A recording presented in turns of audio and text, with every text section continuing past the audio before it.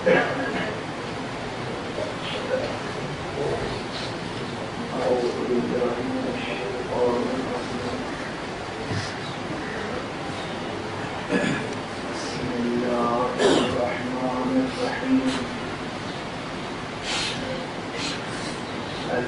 لله رب العالمين والصلاة والسلام على أشرف الخلائق أجمعين سيدنا وسيد الأولين والآخرين حبيبنا وحبيب إله العالمين إمام المرسلين وخاتم النبيين أبي القاسم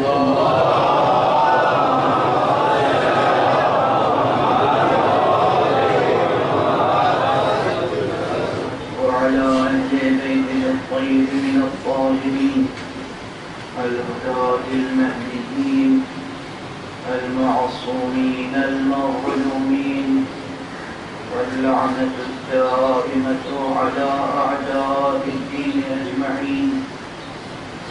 أما بعد فقد قال الله تعالى عز اسمه في محكم كتابه ومتقن خطابه. بسم الله الرحمن الرحيم.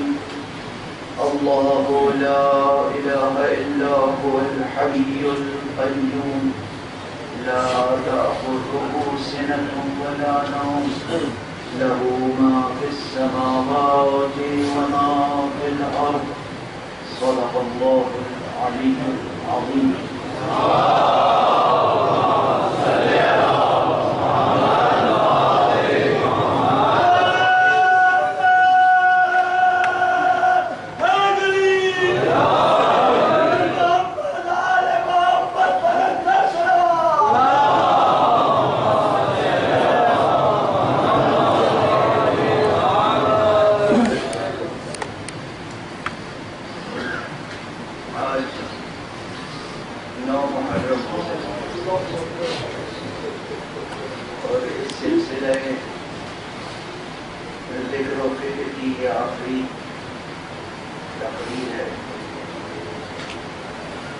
عنوانی گفتگو اذہان عالیہ میں محفوظ ہوگا. ملک خدا اور حسین کے عنوان سے گفتگو شروع ہوئی، مگر حقیقت یہ ہے کہ ابھی اصل موضوع پر گفتگو شروع ہی نہیں ہوگا. بہت سے تنویری مطالب اور بہت سے دوسرے اطراف و جوانب پر گفتگو ہوتی رہی.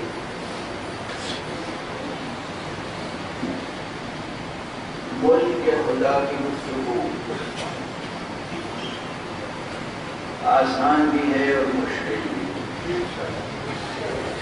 اسی طرح جیسے خود معرفت حق کی گفتگو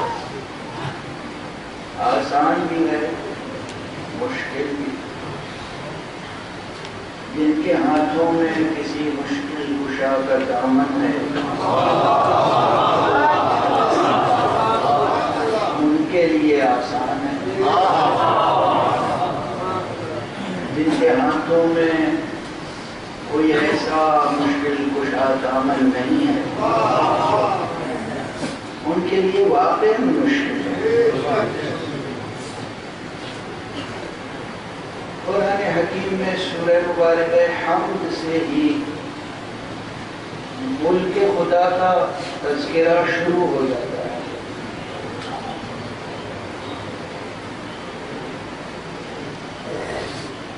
جب آپ بسم اللہ الرحمن الرحیم الحمد للہ رب العالمین الرحمن الرحیم مالک یوم الدین تک پہنچتے ہیں. اور معلوم ہے کہ یہ مالک یوم الدین کی طرح دونوں طرح سے وارد ہے، دونوں طرح سے جائز ہے. نماز میں بھی دونوں طرح سے جائز ہے. مالک یوم الدین بھی پڑھ سکتے ہیں، ملک یوم الدین بھی پڑھ سکتے ہیں. تو اس کے مالک ہونے اور ملک ہونے کا تذکرہ قرآن مجید میں سورہ حمد سے شروع ہو جاتا ہے۔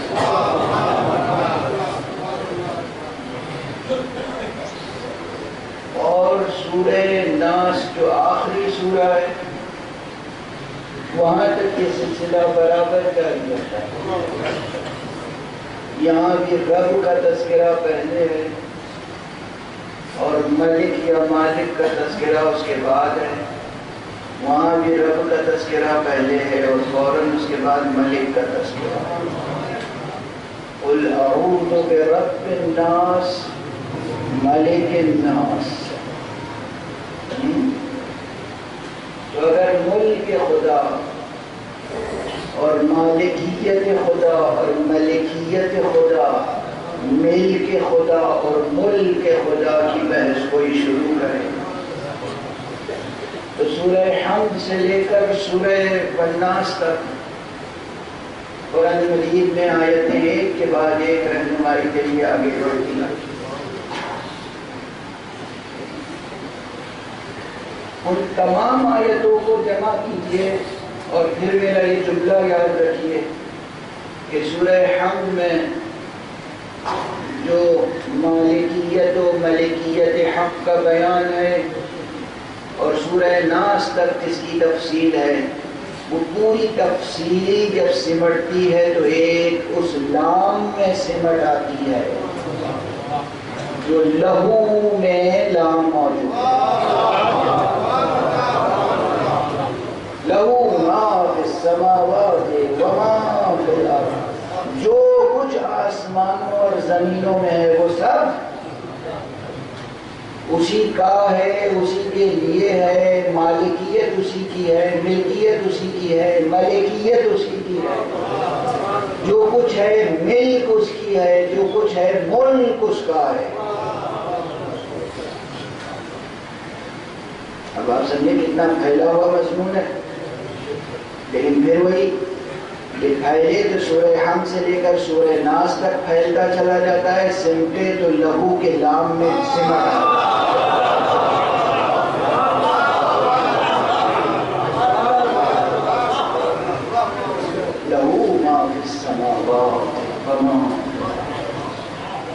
یہ قرآن، یہ قرآن کی بلاغت۔ یہاں آپ کو لام کی بلاغت اگر سمجھ میں نہ آئے تو بے کی بلاغت پہ غور کر لیجیے نا۔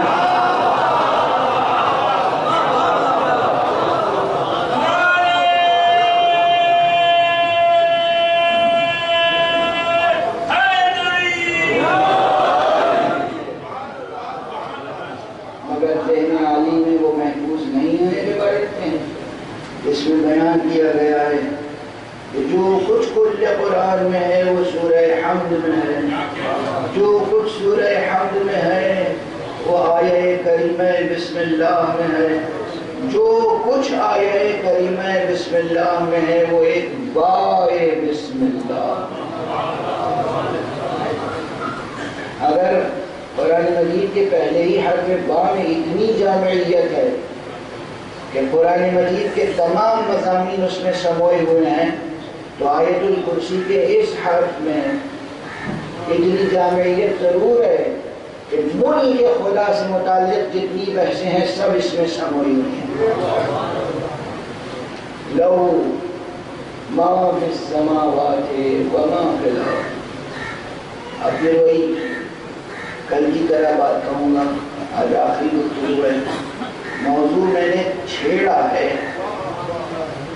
مکمل کرنا آپ کا کام ہے۔ ارض کے معنی دیکھیے کیا ہے۔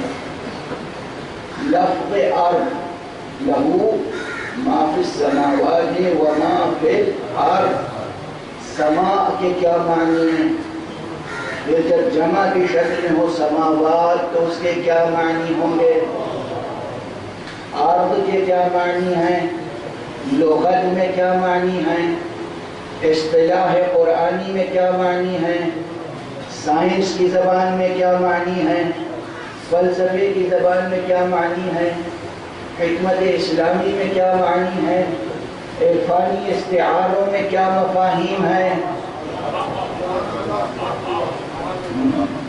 سمجھ میں آ رہی ہے بات؟ آپ خود جستجو کیجیے گا، خود نقطے پیدا کیجیے گا، خود آپ کی طبیعت بالیدہ ہوگی، خود واہ واہ سبحان اللہ کہیے گا۔ سبحان اللہ جب کہتے ہیں تو کس کے لیے کہتے ہیں؟ میرے لیے، اپنے لیے؟ سبحان اللہ، اللہ کے لیے کہتے ہیں نا۔ سبحان اللہ، کیا کہنا اس پروردگار کا، کیسا پاک ہے، کیسا منزہ ہے، کیسا مقدس ہے وہ جو ہمارا مالک ہے، جو ہمارا بادشاہ ہے، جو ہمارا خالق بھی ہے، پالنے والا بھی ہے۔ اسی نے ہمیں پیدا کیا اور پلٹ کے ہمیں اسی کے پاس جانا ہے۔ ملک خدا کی وسعت نو متناہی ہے، کوئی ملک خدا کی حدیں بتا نہیں سکتا، نہیں بتا سکتا کوئی ملک خدا کی حدیں۔ جہاں تک ملک خدا ہے وہ رب العالمین ہے، وہاں تک اس کا حکم بھی نافذ ہے اور اس کا نظام بھی قائم ہے۔ وہ ایسا بادشاہ نہیں ہے کہ بادشاہت کی جغرافیائی حدیں تو بہت دور دور تک ہیں لیکن بادشاہت قلعے میں سمجھی ہوئی ہے، ایسا نہیں۔ سمجھ رہے ہیں؟ اس بات کو سمجھیں۔ اہل ایمان کے لیے پھر کہوں گا، اہل ایمان کے لیے سمجھنا آسان ہے، بہت آسان ہے، لیکن جو ایمان میں راسخ نہیں ہے ان کے لیے مشکل ہے۔ میں سمجھتا ہوں مشکل ہے، فکری مشکل ہے، عملی مشکل ہے، علمی مشکل ہے، وجدانی مشکل ہے، ہر طرح کی مشکل۔ میں صرف مشکلات ہی کا بیان کروں تو ابھی 10-12 مجلسیں اور ہو جائیں۔ خدا کی سمجھنے میں مشکلات کیا ہیں، ملک خدا کو سمجھنے میں ایک مسلمان کے لیے بھی مشکلیں کیا ہیں، مسلمان کے لیے کیا کیا مشکل؟ کلمہ لا الہ الا اللہ زبان سے کہنے کے بعد اس کلمے کو دل تک پہنچانا کتنی بڑی اور لمبی مسافت کو طے کرنے کے برابر ہے۔ زبان سے لا الہ الا اللہ کہنا اور دل تک پہنچانا آسان نہیں ہے۔ میں اپنی طرف سے کچھ نہیں گزارش کر رہا ہوں، یہ آیت آپ کو پہلے بھی سنا چکا ہوں، پھر مکرر سنا رہا ہوں۔ ہر فرد سوچے کہ پیغمبر اکرم صلی اللہ علیہ وسلم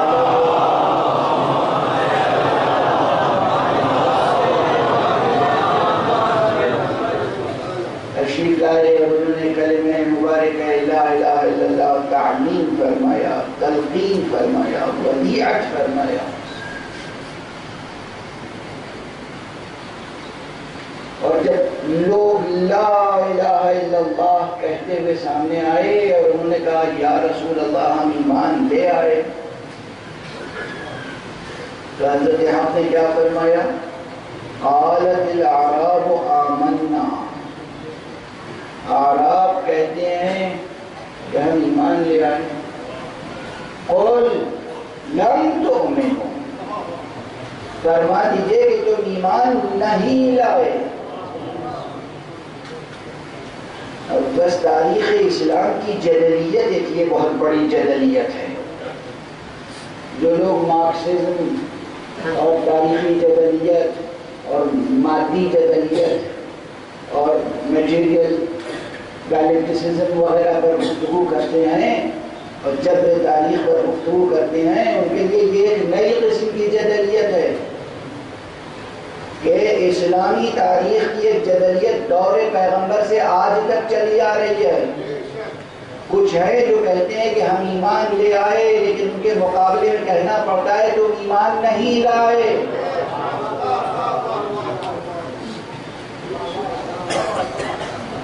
جب جدلیت ہے کہ کہنے والا کہہ رہا ہے ہم ایمان لے آئے، جواب دیا جا رہا ہے تو ایمان نہیں لائے۔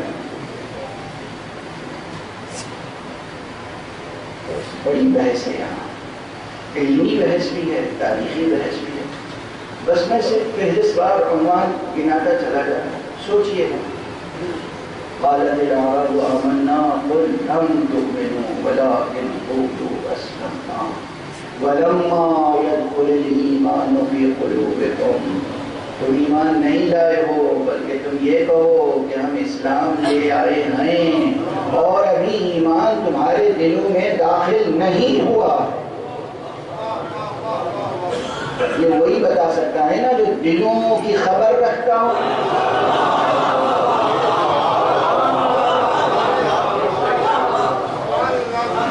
ہم آپ یہ نہیں کر سکتے. ہم آپ اگر کہیں تو حد سے تجاوز ہوگا. ہم نہیں کہہ سکتے کوئی شخص آئے کہ میں مومن ہوں، ہم کہیں تو مومن نہیں ہے. ہمیں یہ اختیار نہیں ہے. مگر یہ کہ ایسے قرائن موجود ہوں، ایسی علامتیں موجود ہوں، ایسے دلائل موجود ہوں کہ جن کی روشنی میں ہم کہہ سکیں کہ تم ایمان نہیں لائے.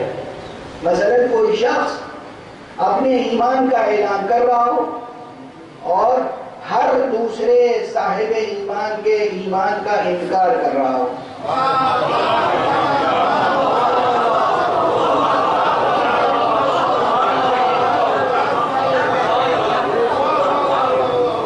تو اس وقت ہم کہیں گے کہ بھئی تم خود ایمان نہیں لائے ہو، ابھی تمہارے دل تک ایمان نہیں پہنچا. اگر دل تک ایمان پہنچ گیا ہوتا تو لبوں پر رقص کرتے ہوئے کلمہ لا الہ الا اللہ پر اتنے نازاں نہ ہوتے اور تم دوسروں کے ایمان پر شک نہ کرتے. اور صرف شک ہی نہیں، اگر کوئی شخص مسلمان ہونے کا مدعی ہے اور مسلمانوں کو تحقیق کر رہا ہے بغیر کسی حجت شرعی کے، جس کا جی چاہے آ کر مجھ سے مناظرہ کر لے، جس کا جی چاہے آ کر مجھ سے مباہلہ کر لے،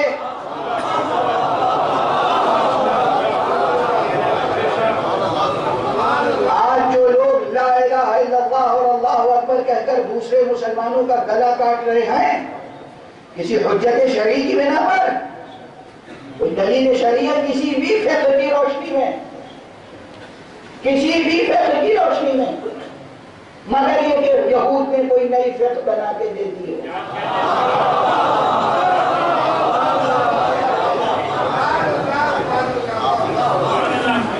مگر یہ کہ اسلام کے دشمنوں نے کوئی نئی فقہ بنا کے دے دی ہوا، ورنہ کوئی جواز نہیں ہے. مسلمان کا دوسرے مسلمان کو قتل کرنا حرام ہے. ایک چھوٹا سا فقرہ بس عرض کر کے آگے بڑھوں. دیکھیں میرا تعلق کسی سیاست سے نہیں ہے، کسی حزب سے نہیں ہے.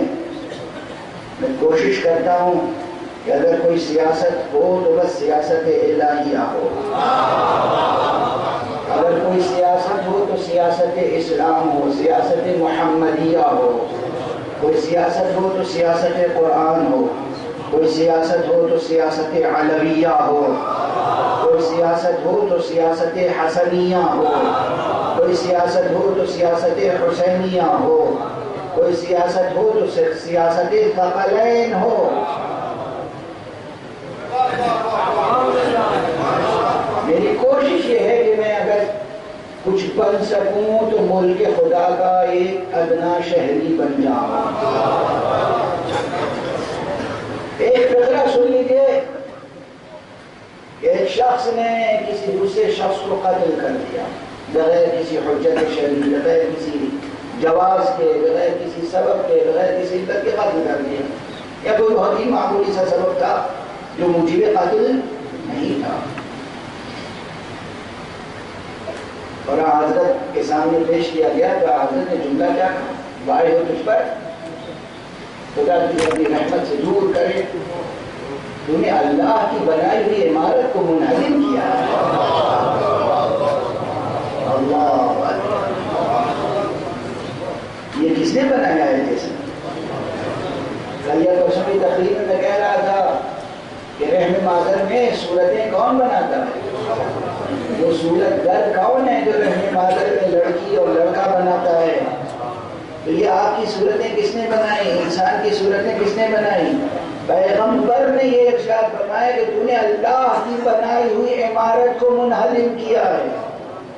اس کے معنی عمارت سے مراد یہ اینٹ و پتھر کی عمارتیں نہیں ہیں، اصل عمارت یہ ہے جو خدا نے بنائی ہے۔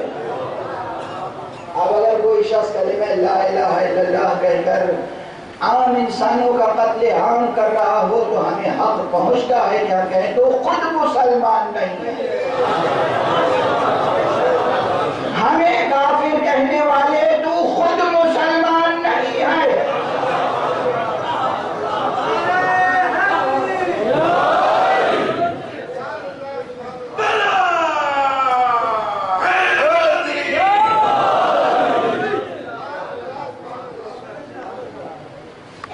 لیکن ہم کبھی کہہ سکتے ہیں جب ہمارے پاس قرائن ہوں، دلائل ہوں، ثبوت ہوں، امارات ہوں، اشارات ہوں، علامات ہوں، لیکن حق سبحانہ و تعالی دلوں کی خبر رکھتا ہے۔ تو اس نے فرما دیا اپنے حبیب سے کہہ دیجئے کہ تم ایمان نہیں لائے ہو اور تمہارے دلوں میں ایمان ابھی داخل نہیں ہوا۔ ایمان کب داخل ہوگا دل میں؟ جب ہم اپنے دل میں خدا کے علاوہ کسی اور کو نہ بسائیں۔ مسلمانوں، خدا سے محبت کر کے تو دیکھو، خدا کو دل میں بسا کے تو دیکھو، پھر دیکھو خدا کیسا اقتدار تمہیں عطا کرتا ہے زندگی میں۔ پھر دوہراؤں گا یہ جملہ، یہاں اس منبر پر اس سال کی آخری مجلس ہے، اور یہ تو خدا ہی بہتر جانتا ہے کہ آئندہ مجھے وہ کس منبر پر اور کہاں شرف ذکر مولا عطا فرمائے گا۔ ہم تو بندے ہیں، حکم کے بندے ہیں۔ اس سال میری آخری مجلس ہے یہاں پر، تو پھر یہ دوہرا دوں جملہ کہ نماز و مجلس شبیر کا ہے ایک مزاج۔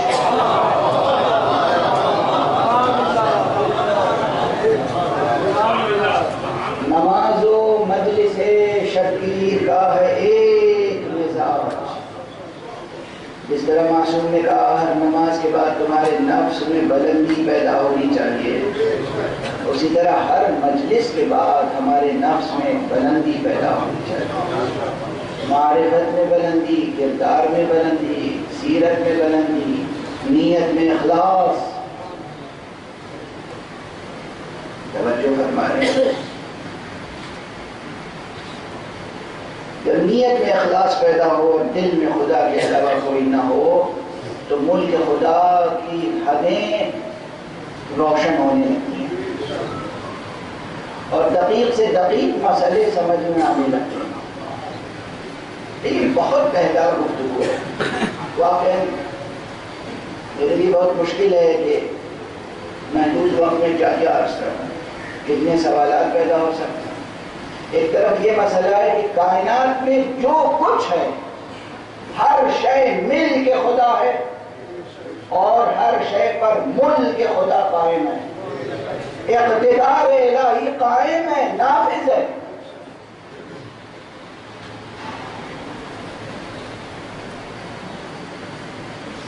نہ صرف ملک پر بلکہ ملکوت پر بھی۔ لیکن دو طرح کی چیزیں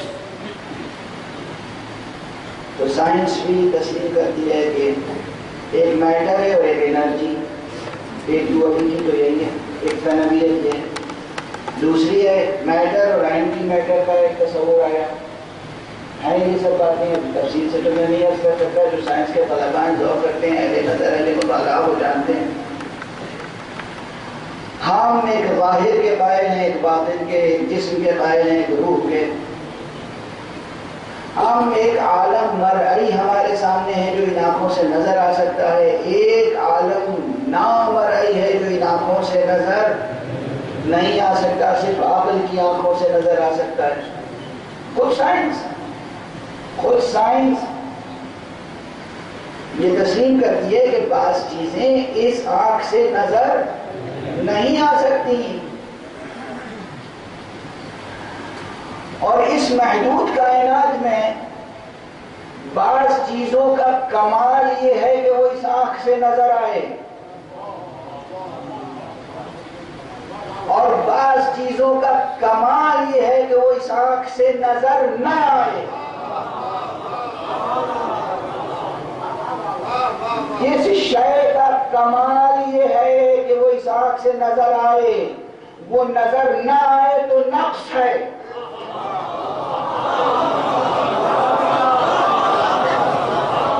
جس شے کا کمال یہ ہے کہ وہ اس آنکھ سے نظر نہ آئے اور وہ اس آنکھ سے نظر آ جائے تو نقص ہے.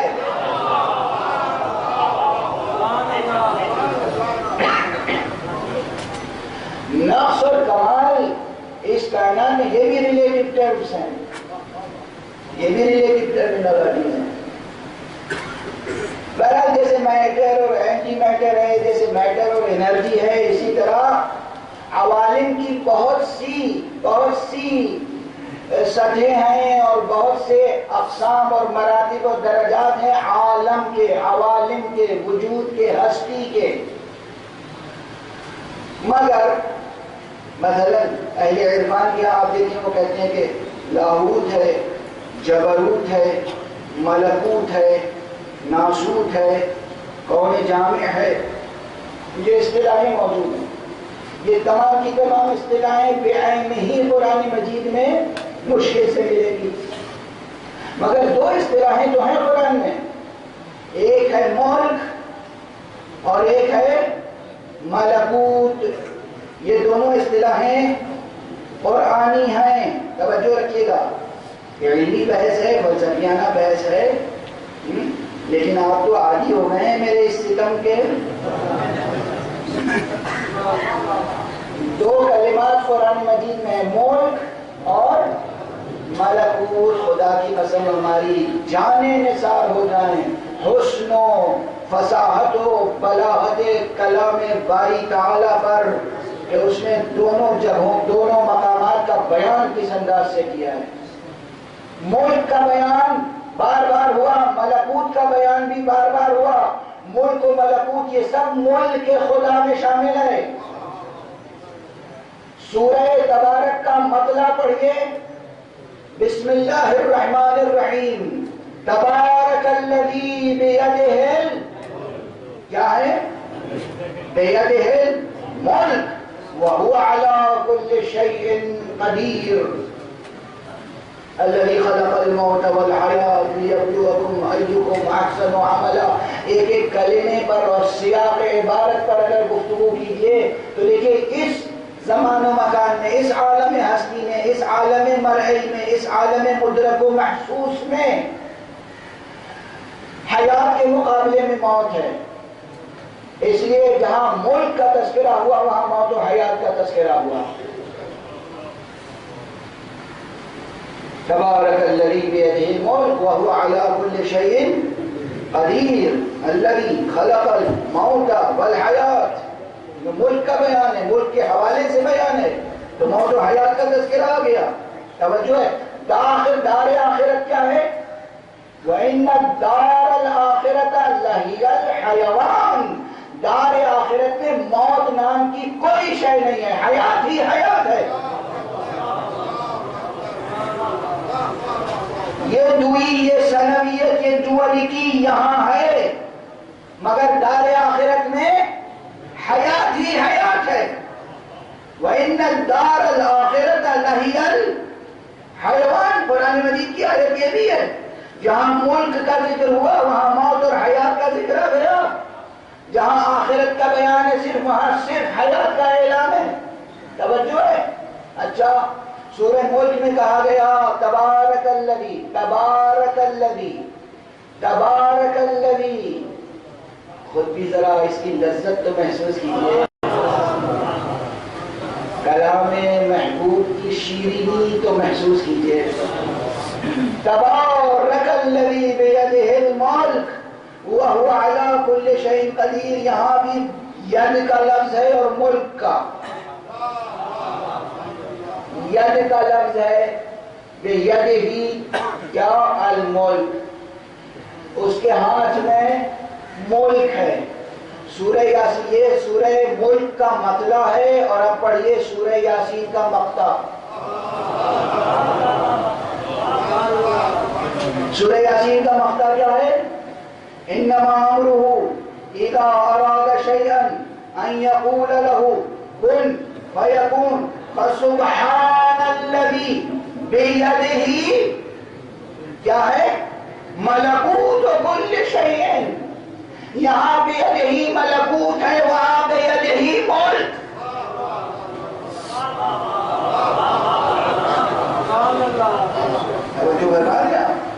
صرف اشارے صرف اشارے صرف اشارے. یہاں بیدہ ملکوت، وہاں بیدہ ملک. اب اندازہ ہوا کہ ملک سے لے کر ملکوت تک ملک خدا ہے.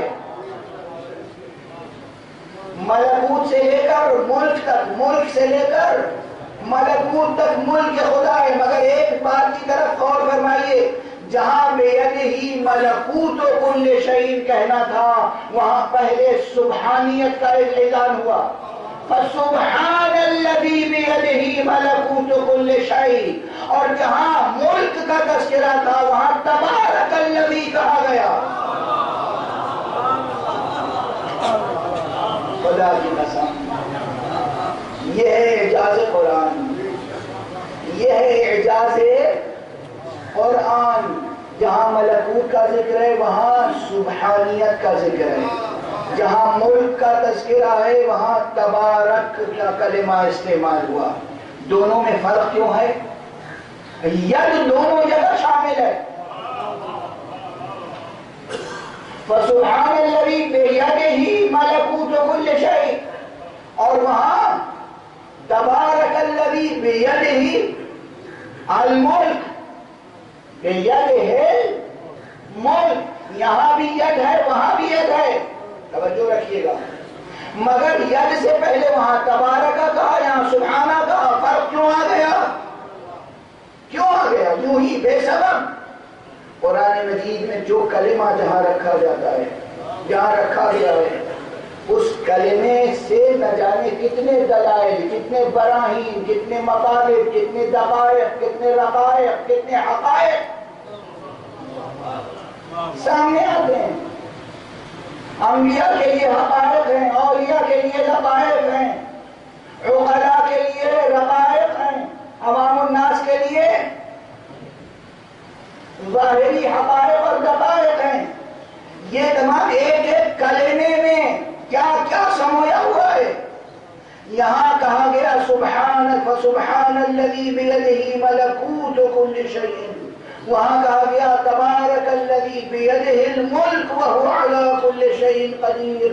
ملک اس عالم ظاہر پہ اطلاق ہوتا ہے. یہ جو نظر آتا ہے، یہ زمین، یہ آسمان، یہ سورج، یہ چاند، جو کچھ نظر آ جائے نگاہوں سے، یا اس میں نظر آنے کی صلاحیت ہو، نظر آنے کے قابل ہو، چاہے نظر نہ آئے، نظر آنے کے قابل ہو چاہے نظر نہ آئے، وہ سب شامل ملک ہے. اور جو نظر آنے کے قابل ہی نہ ہو چشم سر سے،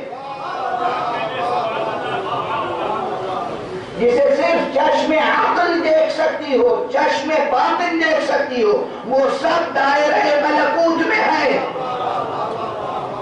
حق سبحانہ و تعالیٰ کا اقتدار ملک سے ملکوت تک پھیلا ہوا ہے. اور جب ملک سے ملکوت تک پھیلا ہوا ہے تو جہاں پر اقتدار ہوگا وہاں اس کے لائق انتظام ہوگا.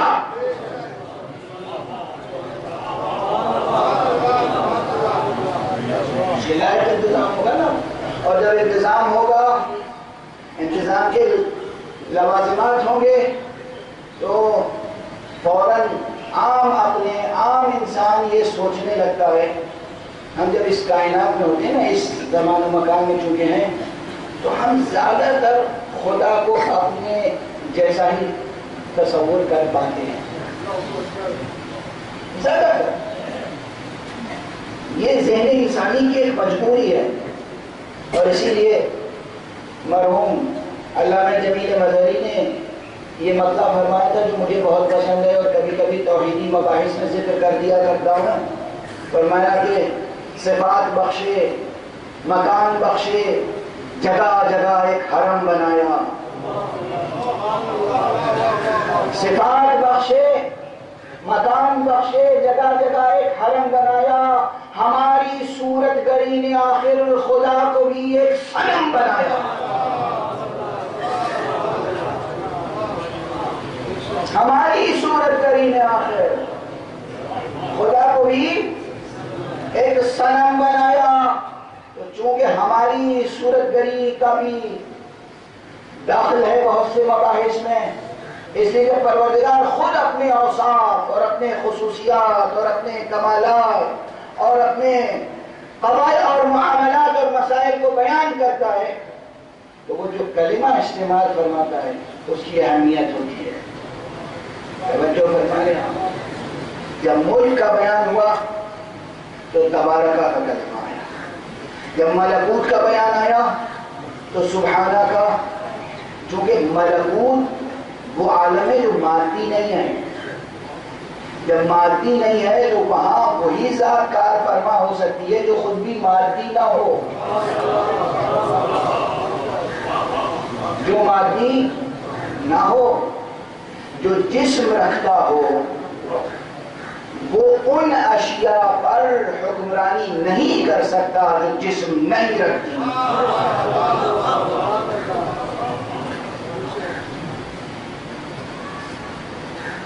اور جو جسم نہیں رکھتا وہ دونوں اشیاء پر حکمرانی کر سکتا ہے، چاہے وہ جسم رکھتی ہوں یا جسم نہ رکھتی ہوں، مگر اس میں یہ قدرت ہونی چاہیے، یہ طاقت ہونی چاہیے، وہ ایسا علیم اور قدیر ہونا چاہیے کہ جسم رکھنے والی ہر شے کی ضرورت کو سمجھتا ہو اور اس کو پورا کرنے کے وسائل خلق کر سکتا ہو.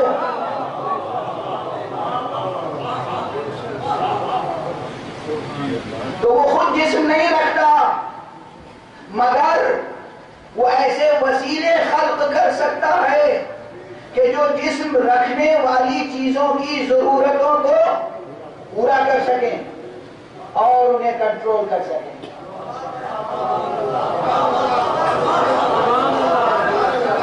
توجہ فرما رہے ہیں آپ؟ ملک اور ملکوت دونوں اس کے حدود اختیار و اقتدار میں ہیں. عالم ملک پر بھی اقتدار اللہ کا، عالم ملکوت پر بھی اقتدار اللہ کا، دونوں پر اس کا یکساں اقتدار. وہ خود جسم نہیں رکھتا. میں نے لفظ کل کے بارے میں یہی اسی ممبر پہ گزارش کی تھی، یہ تو ہمارے سمجھانے کے لیے کہ یقول لہو کن فیکون، وہ کہتا ہے. کیسے کہتا ہے؟ ہماری طرح کہتا ہے. جیسے ہم کہتے سنتے ہیں ویسے ہی وہ کہتا سنتا ہے؟ نہیں، ہم زبان سے کہتے ہیں، کان سے سنتے ہیں. ہم جس شے سے کہتے ہیں اس شے سے سن نہیں سکتے. ہم جس آلے سے سنتے ہیں اس آلے سے بول نہیں سکتے. پروردگار جس واسطے سے سنتا ہے اسی واسطے سے بول سکتا ہے.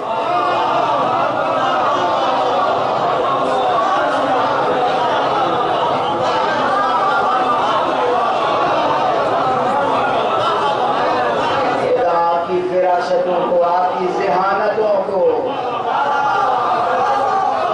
اور پروان چڑھائے.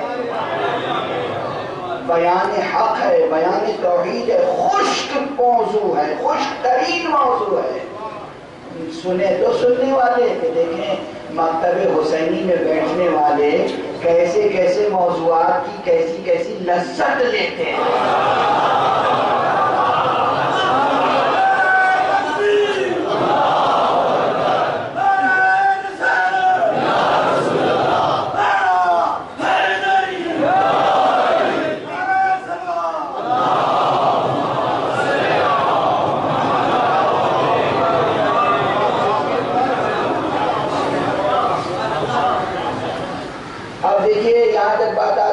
گریز کے ساتھ باقی بحثیں آپ کا چھوڑیں، مطالعہ کیجیے گا، سوچیے گا، اور جہاں دشواری پیش آئے، یعنی کتاب کی عبارت سمجھ میں نہ آئے، یا خطیب کا فقرہ سمجھ میں نہ آئے، یا آپ کی فکر خود الجھنے لگے، وہاں کیا کیجیے گا؟ وضو کر کے مصلی بچھا دیجیے گا۔ پروردگار ہمیں کون علم دے گا؟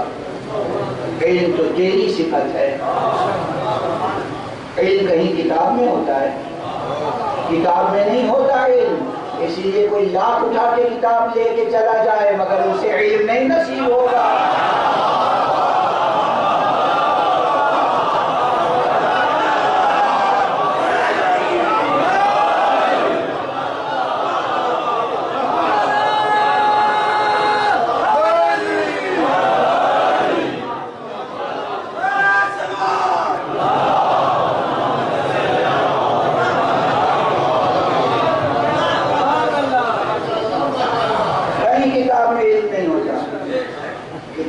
سیاہی ہوتی ہے، کتاب میں روشنائی ہوتی ہے، کتاب میں ورق ہوتا ہے، کاغذ ہوتا ہے، کتاب میں کچھ نقش بنے ہوتے ہیں، کچھ لکیریں، کچھ نقطے، بس کتاب میں علم نہیں ہوتا۔ اسی لیے کتاب لے لینے والوں نے بھی جب بھی مشکلیں پڑیں تو گئے کہاں؟ چاہیں یا نہ چاہیں جانا پڑتا ہے باب علم کے۔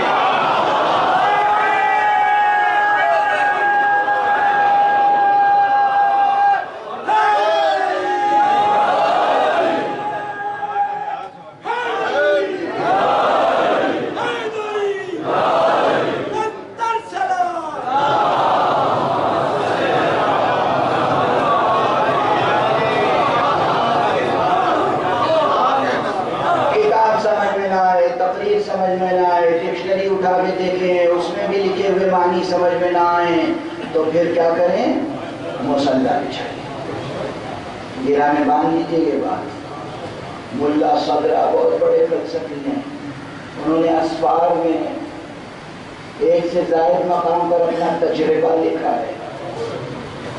کہا یہ بحث میری سمجھ میں نہیں آ رہی تھی تو میں قم پہنچا، معصومہ قم کے حرم میں قبر مبارک کے پاس مصلی بچھا دیا، 2 رکعت اللہ کی نماز پڑھی، صاحب قبر کا واسطہ دیا، اور وہ فلسفیانہ مضمون روشن ہو گیا۔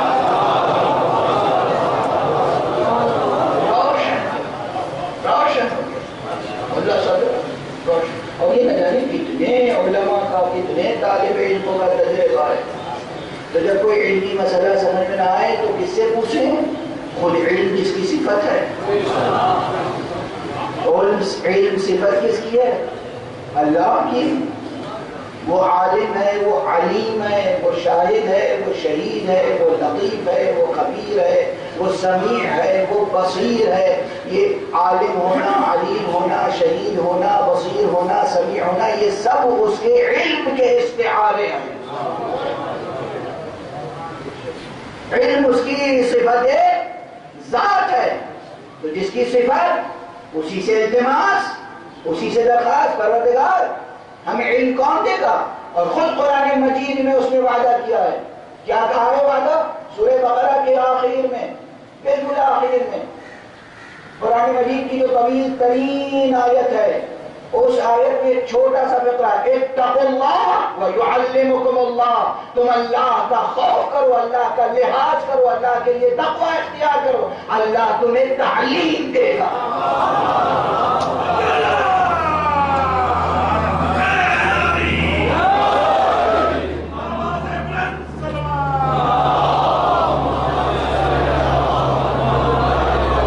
کون تعلیم دے گا؟ اللہ تعلیم دے گا۔ کون تعلیم دے گا؟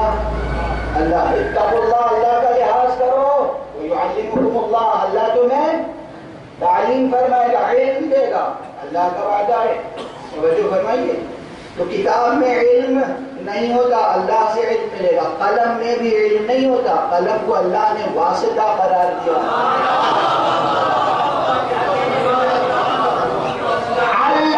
علامہ میں فاعل ہے خدا، بالقلم مفعول ہے انسان، اور یہ بالقلم یہ ہے واسطہ۔ کہاں کہاں وسیلے کا انکار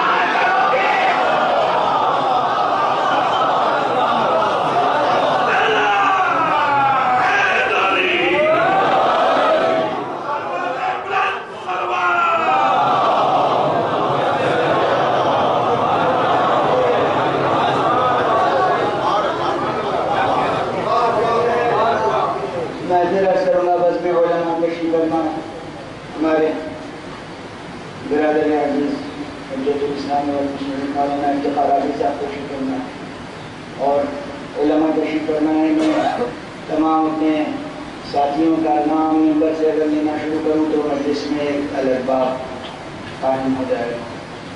جو دانشور حضرات ہیں، علماء ہیں، طالبان علم ہیں، اسے ان حضرات کو دیکھ کر میری طالب علمانہ رنگ جو ہے پھڑکنے لگتی ہے، اکثر کہتا ہوں. اور وہ اس لیے تاکہ ہم آپ دونوں مل کر جستجو کریں. جب بھی جستجو میں کہیں تھکن کا احساس ہو بس مسلح بچھا دیجیے، ٹھیک ہے. پروردگار شرح صدر فرماتا ہے، مسائل کھل کے سامنے آ جاتا ہے. یہ جو مسئلہ یہاں اس وقت سامنے آ گیا کہ یہاں ہے تبارکہ اور وہاں ہے سبحانہ، اس کے کیا معنی ہے؟ بلا وجہ تھوڑی 8 دن تک میں صفات ثبوتیہ اور صفات سلبیہ کی یاد دہانی کراتا رہا. سبحانہ میں بھی ساری صفات سلبیہ سمجھی ہوئی ہیں اور تبارکہ میں صفات ثبوتیہ سمجھی ہوئی ہیں. جب ملک کی بات ہوئی تو تبارک الذی بیدہ الملک کہا، اور جب ملکوت کی بات ہوئی تو سبحان الذی بیدہ ملکوت کل شیء فرمایا. کیونکہ ملکوت مادی نہیں ہے، غیر مادی عالم ہے، تو وہاں مادیات اور مادے اور مادیات کی نفی لازمی ہے، جسم و جسمانیت کی نفی لازمی ہے، مکان و مکانیت کی نفی لازمی ہے، زمان و زمانیات کی نفی لازمی ہے. اگر یاد آئے تو میں بس اشارہ کر دوں کہ یہ سبحانہ اور کہاں کہاں آیا ہے؟ ہر اس جگہ جہاں یہ احتمال ہو سکتا ہے کہ انسان خدا کو جسم سمجھنے لگے، خدا کو ایک جہت میں قرار دے دے، خدا کو ایک مکان اور محل میں قرار دے دے، وہاں پروردگار سبحانہ کا کلمہ استعمال فرماتا ہے. اسی لیے یہاں جب ملکوت کی بات ہوئی اور اس سے پہلے کہا گیا اپنے ید کا کلمہ آیا تو اس سے پہلے کہا سبحانہ. بالکل ویسے ہی جیسے معراج کا تذکرہ جہاں ہوا، اسراء کا تذکرہ جہاں ہوا، کس طرح ذکر کیا ہے پروردگار نے؟ سورہ مبارکہ اسراء کا مطلع یاد ہے نا؟ سبحان الذي اسرى بعبده ليلا من المسجد الحرام الى المسجد الاقصى الذي باركنا حوله لنريه من آیاتنا انه هو السميع البصير. آیت شروع ہوئی سبحانہ سے کیونکہ معراج پیغمبر کا تذکرہ تھا. پیغمبر کو یہاں اس دنیا میں لوگوں نے جسم کے ساتھ دیکھا، پیغمبر کو مکان میں دیکھا، پیغمبر کو زمان میں دیکھا، پیغمبر کے وجود مبارک و مقدس کو حدود زمان و مکان میں دیکھا، آپ کی شخصیت کو ایک محدود اسٹیج پر دیکھا. اب اس بندے کو پروردگار لے جا رہا ہے ایک خاص سفر پر، تو یہ نہ سمجھا جائے کہ جیسے یہ ہے ویسا ہی وہ ہے. وہ بھی جسم رکھتا ہے، وہ بھی مکانی ہے، وہ بھی زمانی ہے، وہ بھی ایک جہت میں ہے، وہ بھی ایک سمت میں ہے. سمت کو، جہت کو، مکان کو، زمان کو، جسم کو، جسمانیت کو، ان سب کی نفی کرنے کے لیے، یعنی صفات سلبیہ کو ذہن نشین کرنے کے لیے کلمہ سبحانہ استعمال ہوا.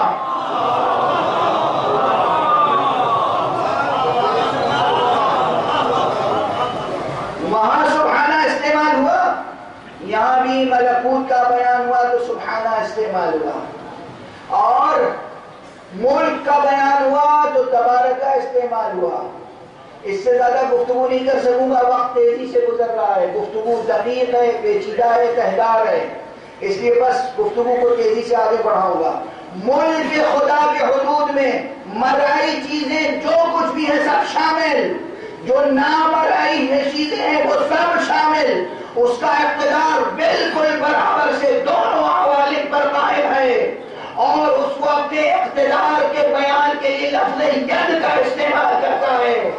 وہ کہتا ہے سبحان الذی بیدہ ملکوت کل شیء تبارک الذی بیدہ الملک.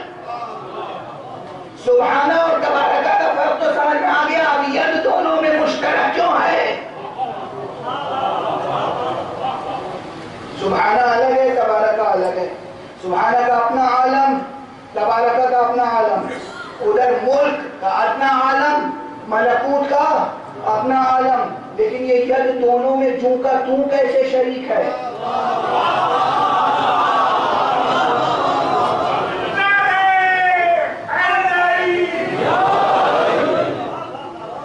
توجہ فرما رہے ہیں آپ؟ اس کے معنی ہے جو اس خالق نے ملک سے ملکوت تک اپنے ملک کو، اپنی سلطنت کو، اپنے اقتدار کو قائم رکھنے کے لیے ایسے مخلوقات بھی بنائے ہیں جن میں ملک کی صفتیں بھی ہیں، ملکوت کی صفتیں بھی ہیں۔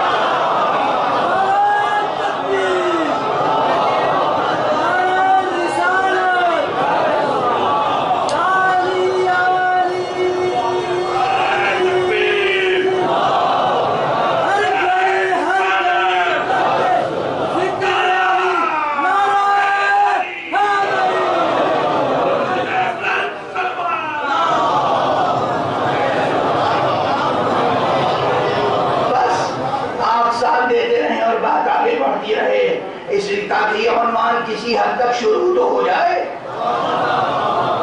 ملک خدا اور حسین، ملک خدا میں ملک بھی شامل ہے، ملکوت بھی شامل ہے۔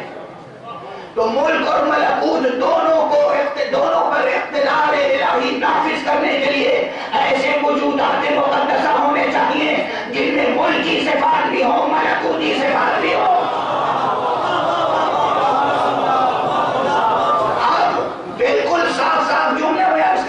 اسی لیے جب ہم محمد عربی اور اہل بیت محمد کا اقتدار بیان کرتے ہیں، لوگ سمجھتے ہیں ہم ان میں الوہیت کی صفتیں شامل کر رہے ہیں۔ نہیں، ہم ان میں الوہیت کی صفتیں شامل نہیں کر رہے ہیں، ہم ملک و ملکوت کی صفتیں جمع کر رہے ہیں۔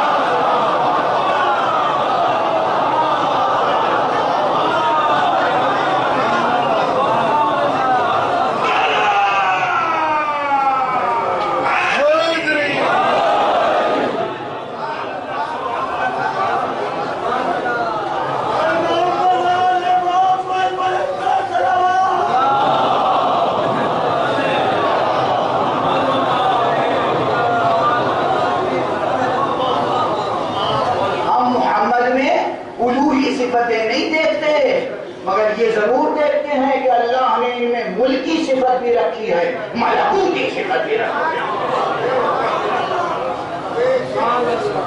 تو ان کی فضیلت دونوں پر قائم ہے، ملکی حقائق پر بھی، ملکوتی حقائق پر بھی، کیونکہ جو صرف ملکی ہے وہ صرف ملکی ہے۔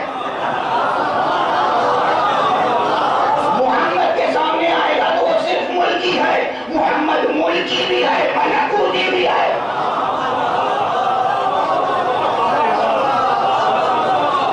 جو صرف ملکوتی ہے وہ محمد کے سامنے آئے گا تو پھر بھی محمد کی فضیلت قائم ہے، اس لیے کہ وہ صرف ملکوتی ہے۔ محمد ملکوتی بھی ہے، ملکی بھی ہے۔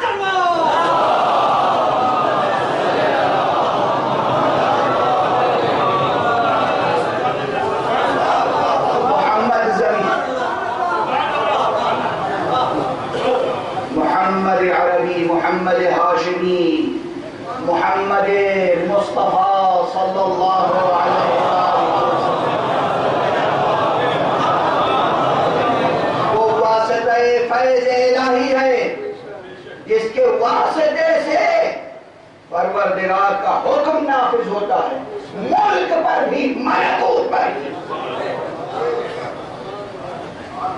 اگر ملک خدا میں محمد کی حیثیت سمجھ میں آ جائے تو حسین کی حیثیت سمجھنا دشوار نہیں ہے۔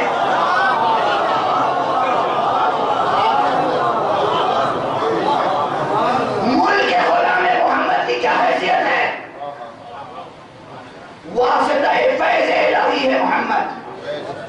پھر سنیے گا، ہم محمد میں الوہی صفتیں نہیں دیکھتے، ہم محمد میں دیکھتے ہیں کہ ملکی صفتیں بھی ہیں، ملکوتی صفتیں بھی ہیں۔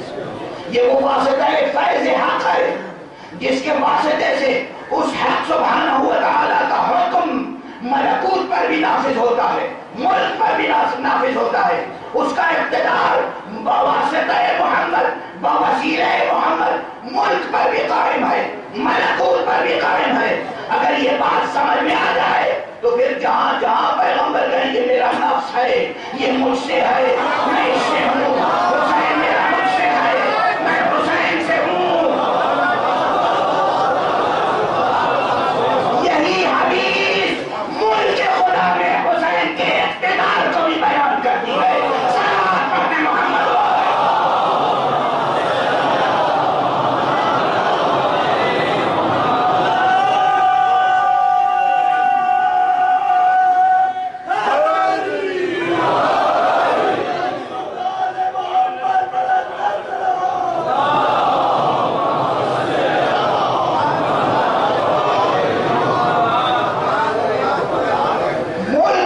محمد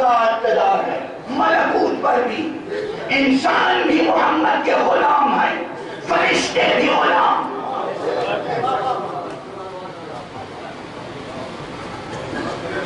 اور جس طرح فرشتے اور جن و انس و ملائکہ سب خدمت گزار مصطفیٰ ہیں، اسی طرح سب خدمت گزار علی مرتضیٰ ہیں، اسی طرح سب خدمت گزار فاطمہ زہرا، اسی طرح سب خدمت گزار حسن مجتبیٰ ہیں، اسی طرح سب خدمت گزار حسین ہیں۔ یہ بات سمجھنے سے تعلق رکھتی، سمجھ میں نہیں آتی ہے تو سمجھنے کی تھوڑی سی کوشش تو کریں۔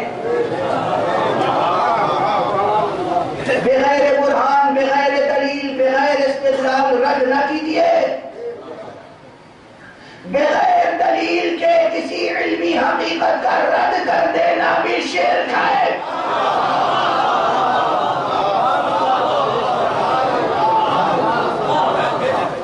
شیر کی تعریف سمجھیں۔ حسین، ملک خدا میں اقتدار حسین، ملک خدا اور حسین کا رشتہ تب سمجھ آئے، ملک خدا میں مصطفیٰ کا رشتہ سمجھ آئے، ملک خدا میں مرتضیٰ کا رشتہ سمجھ میں آئے۔ ہاں، نبوت ختم ہے مصطفیٰ کا۔ جو بعد محمد ابن عبداللہ کسی کی نبوت کا قائل ہو وہ بھی کافر ہے، اس میں کوئی شک نہیں۔ جو بھی بعد محمد ابن عبداللہ صلی اللہ علیہ وسلم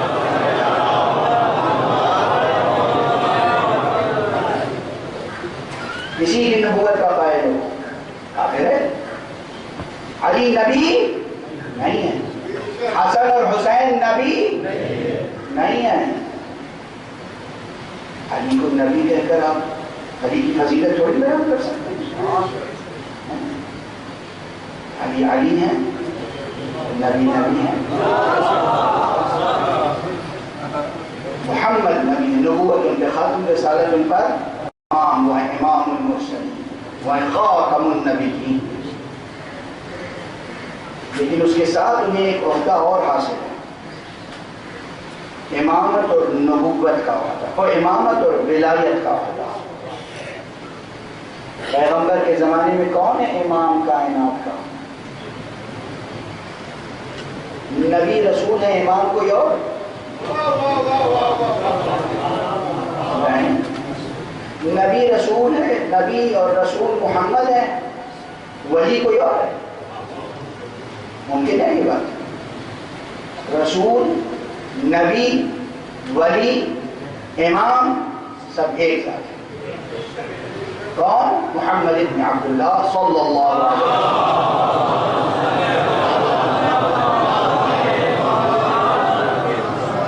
اب اس کے بعد بات آگے بڑھتی ہے، بات یہ آگے بڑھتی ہے کہ نبوت محمد پر ختم، رسالت محمد پر ختم۔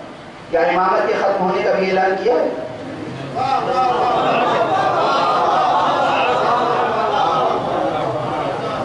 ولایت کے ختم ہونے کا بھی اعلان کیا؟ نہیں کیا، بلکہ اس کے برعکس نبوت کے ختم ہونے کا اعلان کیا، ولایت کے جاری رہنے کا اعلان کیا۔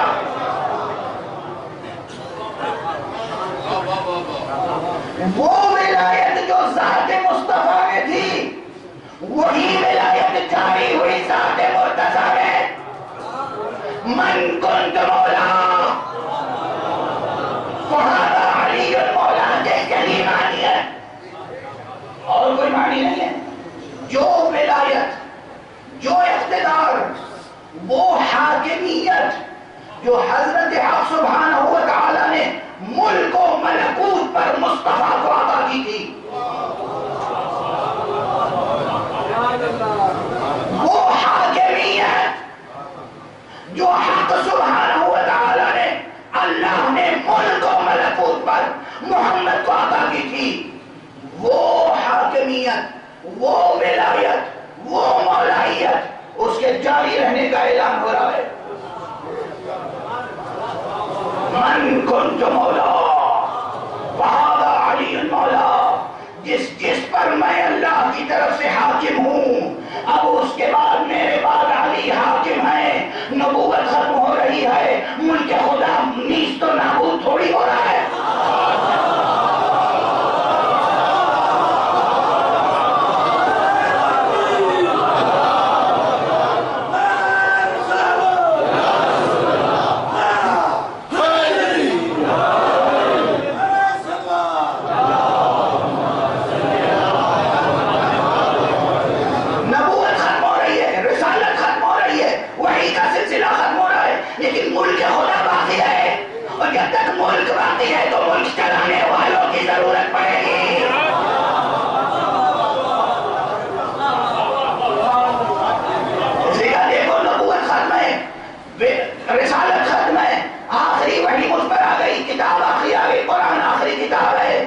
مگر یہ بڑا اقتدار جو مجھ کو اللہ نے دیا ہے، جب تک یہ قائم ہے اللہ کا ملک،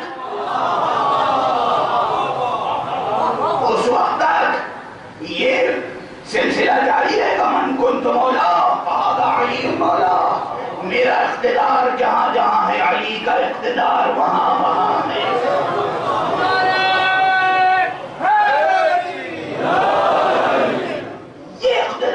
سلسلہ ہے، اور یہ سلسلہ نہ قلعہ چاہتا ہے، نہ محل چاہتا ہے، نہ تخت چاہتا ہے، نہ تاج چاہتا ہے۔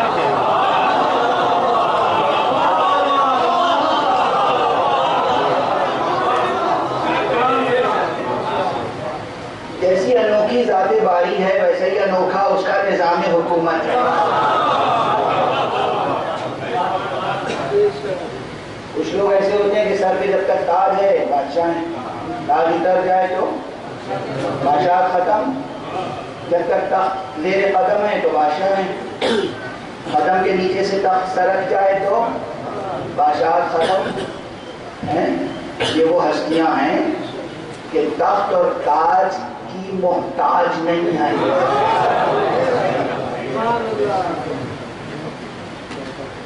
ان کا طرز حکمرانی جدا ہے،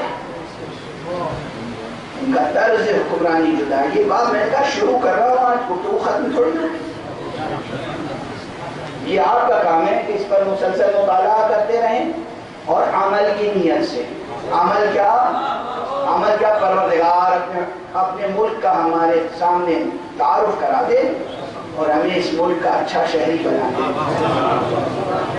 کہ ہم تیرے کسی حکم کو پامال نہ کریں، تیری کسی مرضی کے خلاف نہ جائیں، تیری پسند کی خلاف ورزی نہ کریں، جو تیری پسندیدہ چیزیں ہیں انہیں ہم بھی پسند کریں، جو تیری ناپسندیدہ چیزیں ہیں ان سے ہم بھی پرہیز کریں. اس طرح سے ملک خدا کا علم حاصل کریں اور ملک خدا کے حکمرانوں کا علم حاصل کریں. یہ انبیاء اپنے اپنے دور میں ملک خدا کے حکمران ہیں، مگر یہ ایک نظام عجیب ہے. خدا کی قسم ذرا ساتھ دے دیجیے، ایک صلوات پڑھیے.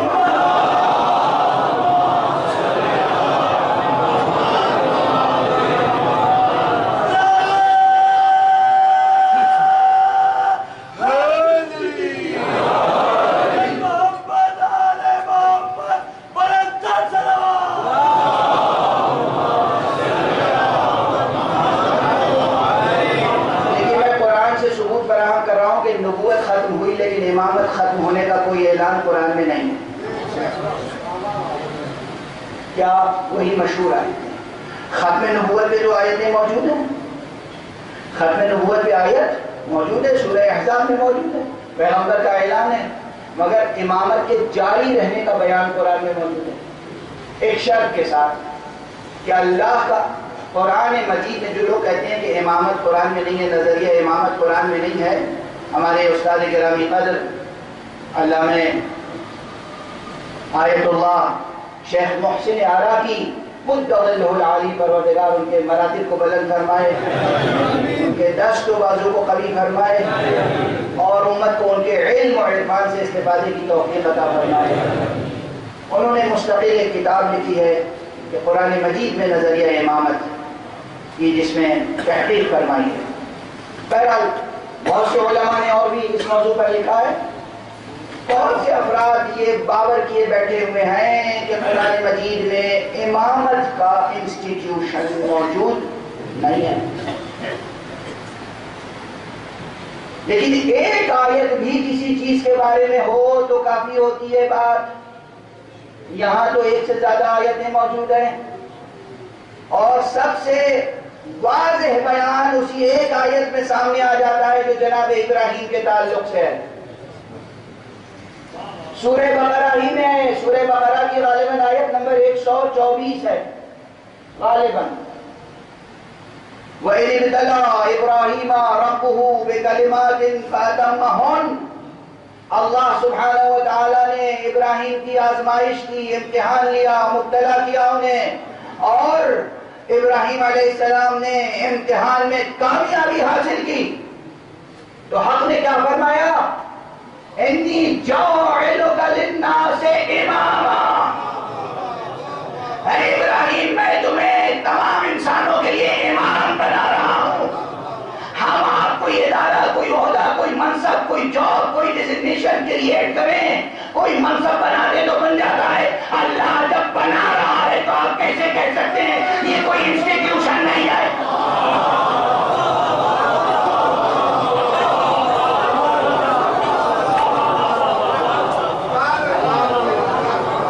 کیسے کروا سکتے ہیں؟ اللہ کیا کہہ رہا ہے؟ انی جاعلن، میں بنا رہا ہوں. انی جاعلک، میں بنا رہا ہوں تمہیں کیا؟ للناس امام، انسانوں کے لیے امام. اب پروردگار یہ امام کیا بنا رہا ہے تو وہیں اسی آیت میں امامت کی وضاحت ایک اور انداز سے ہوئی. پروردگار نے فرمایا یہ میرا خاص عہد ہے.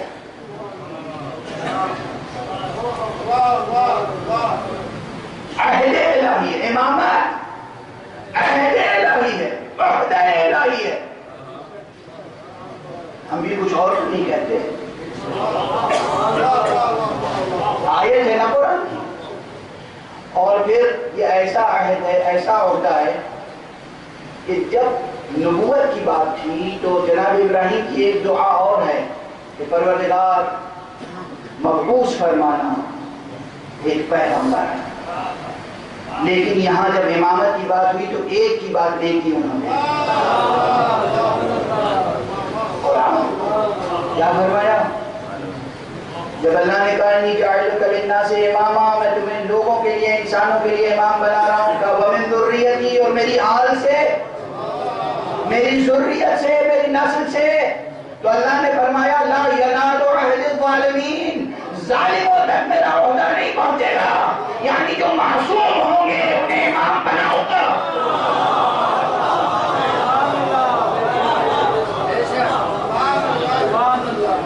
یہ جو امام حسین علیہ السلام کے نام مبارک کے ساتھ امام لگتا ہے نا، یہ کسی اور معنی میں امام نہیں ہے. جیسے آپ کسی کو بھی امام کہہ دیں ایسے ہی حسین کو امام کہیں، یہ گستاخی ہے. آپ اس قرآنی مفہوم میں امام کہیں گے، اس الہی مفہوم میں امام کہیں گے. حسین امام ہے اس مفہوم میں جس مفہوم میں ابراہیم امام ہے.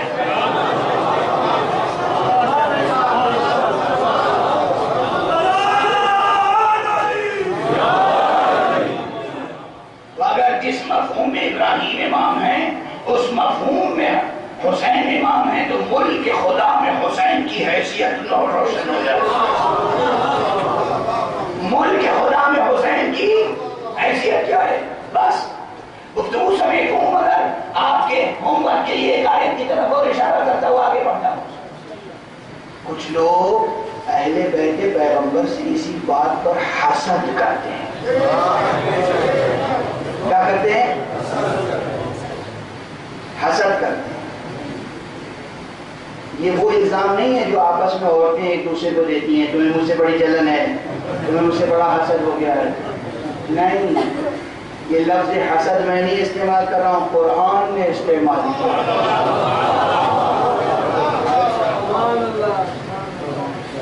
ہم یحسدون الناس علی ما آتاہم اللہ من فضلہ. سورہ مبارکہ النساء میں ہے غالباً، اگر میرا حافظہ اس وقت صحیح کام کر رہا ہے. سورہ النساء میں ہے کہ کیا لوگوں سے حسد کرتے ہیں یہ لوگ؟ کیا ان لوگوں سے یہ لوگ حسد کرتے ہیں جنہیں اللہ نے اپنے فضل سے سرفراز کیا ہے؟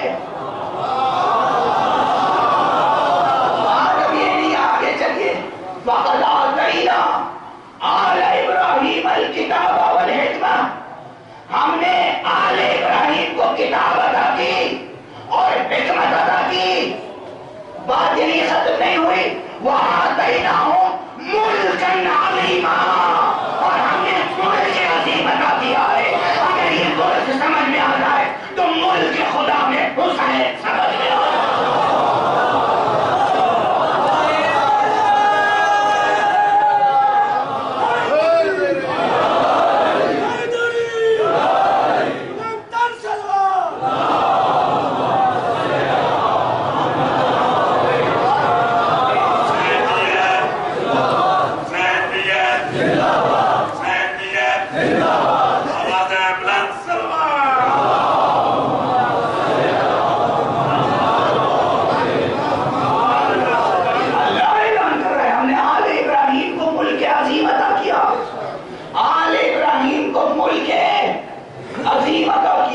وہاں ابراہیم نے اپنی آل کے لیے امامت طلب کی.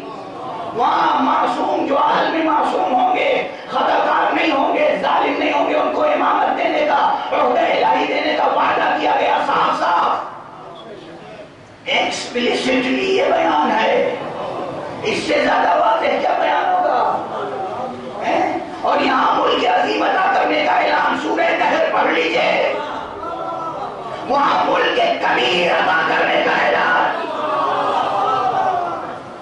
اس عظیم نے انہیں ملک عظیم عطا کیا، اس کبیر و اکبر نے انہیں ملک کبیر عطا کیا. اللہ نے اپنے ملک کی کا اقتدار حسین کو عطا کیا ہے. تم کچھ بھی کر لو، نہ حسین سے اقتدار لے سکتے ہو نہ حسین والوں سے.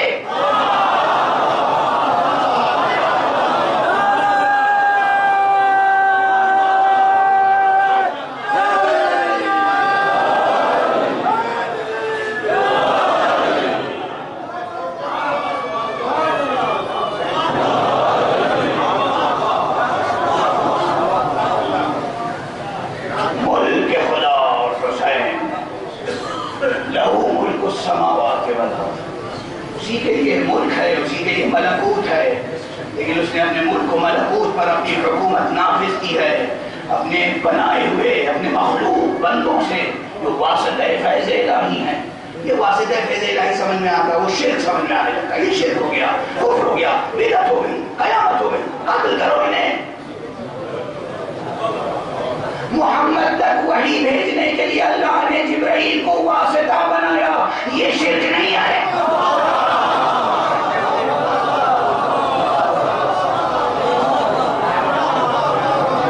وحی کیا ہے؟ یہ بھی تو ایک فیض الہی ہے۔ وحی یعنی علم الہی، ہدایت الہیہ۔ اللہ سبحانہ و تعالیٰ اپنی جانب سے علم اور ہدایت اور رہنمائی اور حکم کے اسرار و رموز اپنے بندے کو تعلیم فرما رہا ہے، افاضہ فرما رہا ہے، عطا فرما رہا ہے۔ اس عطا میں بیچ میں جبرائیل کو رکھا، یہ شرک ہے؟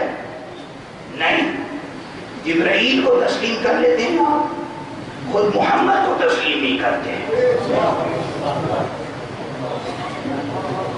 میں بحثوں کو پھیلانا نہیں چاہتا، سمجھ میں آ رہی ہے؟ وہی بات کہ دل اگر پہلے ہی سے صنم آشنا ہو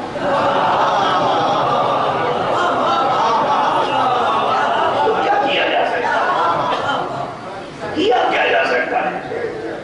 ہر ایک کو قبول کر لیں گے، محمد کو قبول نہیں کر سکتے، ہر ایک کو قبول کر لیں گے، آل محمد کو قبول نہیں کر سکتے۔ بس اسی کیفیت کا نام تو ہے ناصبی ہونا۔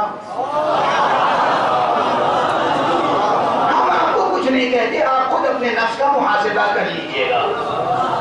محمد اگر دل میں جگہ نہ پائیں، آل محمد اگر دل میں جگہ نہ پائیں، اسی کا نام منافقت ہے، اسی کا نام ناصبیت ہے، اسی کا نام تکبر ہے۔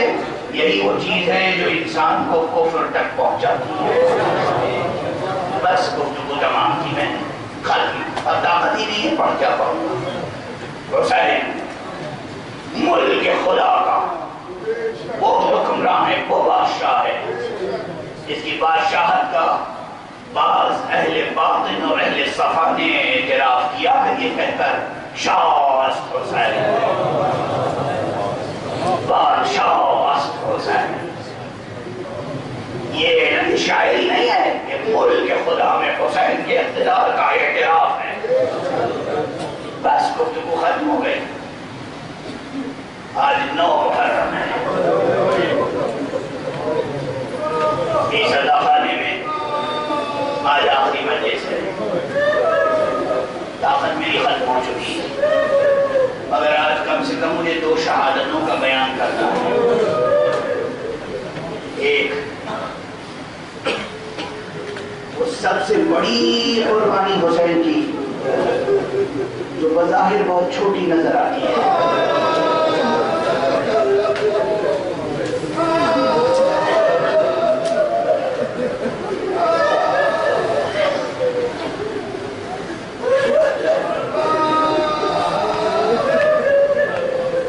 خدا آپ کو کسی غم میں نہ ڈالے سوائے غم حسین۔ روز عاشوراء صبح سے جو قربانیوں کا سلسلہ شروع ہوا، اصحاب، انصار، اعزاء اقربا، جوانان بنی ہاشم سب قربانیاں پیش کرتے رہے، اور جب پڑوں میں کوئی نہیں رہ گیا تو حسین ایک مرتبہ میدان میں، اور انہوں نے اتمام حجت کے لیے استغاثہ فرمایا، هل من ناصر ينصرنا، هل من مغیث یغیثنا۔ درمیان میں ایک چکرا کہتا چلوں گا کہ علمی ابہام و اشکال کا یہی سدباب ہوتا ہے، جو معرفت نہیں رکھتے،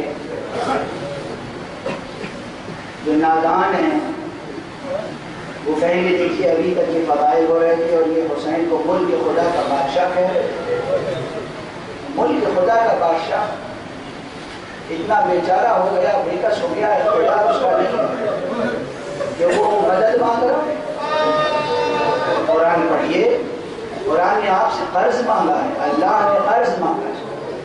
اللہ کہتا ہے یہ کون ہے جو مجھے قرض حسنہ دے؟ اس مقام کو کیسے حل کریں گے آپ؟ اللہ محتاج ہے، اللہ محتاج ہے، وہ آپ جیسے پست فطرتوں سے قرض مانگ رہا ہے۔ وَمَن يُقْرِضُ اللَّهَ قَرْضًا حَسَنًا، اللہ کو کون ہے جو قرض دے؟ نصرت طلب نہیں کی ہے اللہ نے؟ کون ہے جو اللہ کی نصرت کرے؟ انصار اللہ کی بات نہیں ہے قرآن میں؟ اللہ نے جس طریقے سے قرآن میں قرض مانگا ہے اور نصرت طلب کی ہے، اسی طرح حسین ترجمان حق ہے، حسین نصرت طلب کر رہا ہے اللہ کی طرف سے، اللہ کی طرف سے۔ حل من ناصر ینصرنا، ہے کوئی مدد کرنے والا جو ہماری مدد کرے؟ حل من مغیث یغیثنا، کوئی فریاد رس ہے جو ہماری فریاد پر فریاد رسی کرے؟ کہیں سے کوئی آواز نہیں آئی مگر خیمے سے رونے کی آواز۔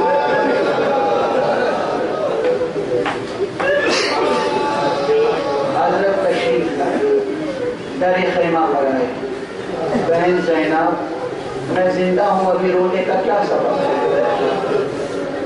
بی بی نے کہا بھیا آپ کو معلوم ہے پچھلے 3 دنوں سے 3 راتوں سے اصغر کی کیا کیفیت ہے؟ پیاس سے، گرمی سے، بھوک سے اتنا نڈھال ہے، اصغر نہیں بول رہا ہے، مگر جیسے ہی آپ نے حل من ناصر ینصرنا کہا، اس بچے نے تڑپ کے خود کو جھولے سے گرا اور اب ماں کے آغوش میں بھی قرار نہیں ہے، اسے تڑپ رہا ہے بچہ جیسے آپ کی آغوش میں جانا چاہتا ہے۔ آقا حسین نے کہا لاؤ میرے بچے کو میرے حوالے کر دو۔ حسین علیہ السلام نے بچے کو اپنی گود میں لیا، میدان کی طرف آئے، مگر آنے کا انداز یہ تھا کہ دامن آبا سے سایہ کیے۔ دشمنوں نے سمجھا کہ قرآن لے کر آ رہے ہیں، لیکن حسین قرآن ناطق کا یہ پارا لے کے آ رہے تھے۔ آئے میدان میں بلندی پہ کھڑے ہوئے، اتمام حجت کے لیے پہلے خود فرمایا اگر میں تمہاری نگاہوں میں گناہگار ہوں تو یہ شیرخوار بچے نے کیا قصور کیا ہے؟ یہ شیرخوار بچہ تو دنیا کی کسی شریعت میں کسی قانون میں گناہگار نہیں ہوتا، اور اگر تمہیں یہ گمان ہے کہ اس کے بہانے سے پانی لے کر میں پی لوں گا تو تم خود آ کر اسے پانی پلا دو۔ اور اس کے بعد فرماتے ہیں ارباب مقاتل نے یہ جملے بھی نقل کیے ہیں، ممبروں سے یہ جملے ادا ہوتے رہے ہیں۔ آپ نے ایک مرتبہ بچے کی طرف دیکھا اور کیا کہا بیٹا تم حجت خدا کے فرزند ہو، تم حجت خدا کے فرزند ہو، بیٹا اپنی پیاس کا خود اعلان کر دو۔ کہتے ہیں کہ اس بچے نے اپنا مرجھایا ہوا چہرہ فوج کی طرف موڑا، ادھر رخ کیا، سوکھے پہ خشک زبان پھیرنا شروع کی۔ یہ ایسا مرقع تھا کہ پتھر دل بھی پگھل کے رہ گئے۔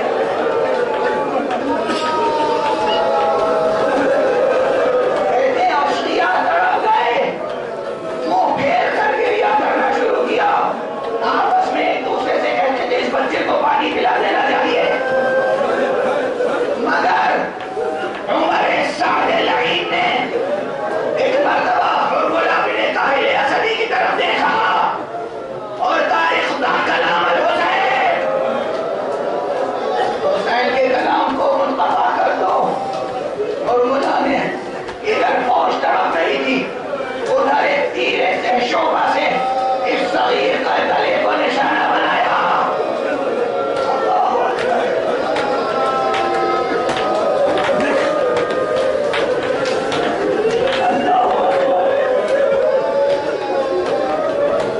تفصیلات نہیں پڑھ سکتا،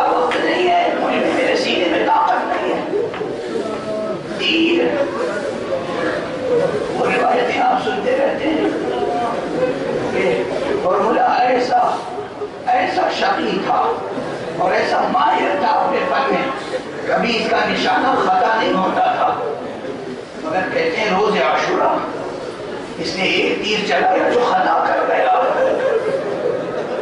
دوسرا تیر چلایا خطا کر گیا، تیسری مرتبہ جو تیر چلا ہے تو اس ایک تیر نے دو کو زخمی کیا، صغیر کا گلا چلا اور صغیر اپنے بابا کے بازو میں بے بس ہو کے رہ گیا اور اپنے دونوں ننھے ننھے ہاتھوں سے بابا کے گلے میں حوالے ہو گیا۔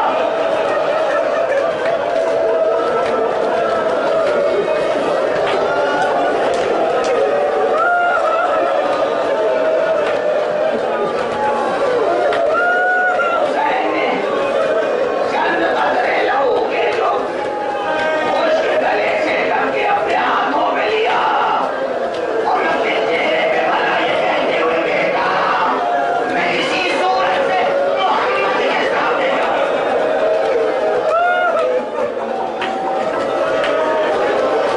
ابھی اعلیٰ برآمد نہ کریں، مجھے کوئی دوئے بیان کرنے دیں۔ یہ وہ شہادت ہے جس پر میں اکثر مرحوم شاعر سفینہ قاسم شبیر نقوی نصیر آبادی کا یہ شعر دہراتا ہوں۔ حشر تک سوچ عدل انسانی، حشر تک سوچ عدل انسانی، صرف اصغر کا خوبہ کیا ہے؟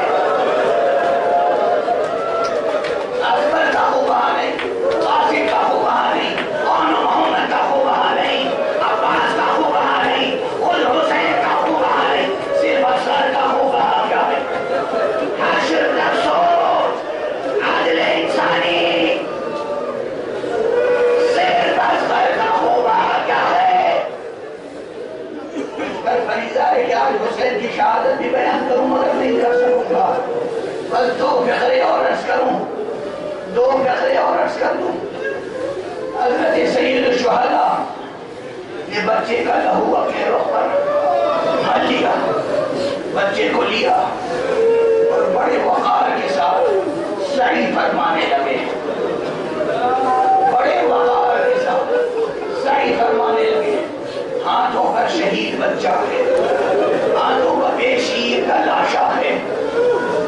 حسین 7 مرتبہ خیمے کی طرف بڑھے، 7 مرتبہ پیچھے ہٹے اور تلاوت کرتے جاتے تھے انا للہ و انا الیہ راجعون رضا بقضائہ و تسلیما لامرہ، انا للہ و انا الیہ راجعون رضا بقضائہ و تسلیما لامرہ۔ کل آپ عمل عاشورہ کریں گے، کل آپ زیارت پڑھیں گے، زیارت کے دوران آپ کا طریقہ کار یہ ہے کہ آپ امام کی سعی میں سعی فرماتے ہیں، کاسی میں آپ یہ فقرہ پڑھتے ہوئے 7 مرتبہ آگے بڑھتے ہیں، 7 مرتبہ پیچھے ہٹتے ہیں۔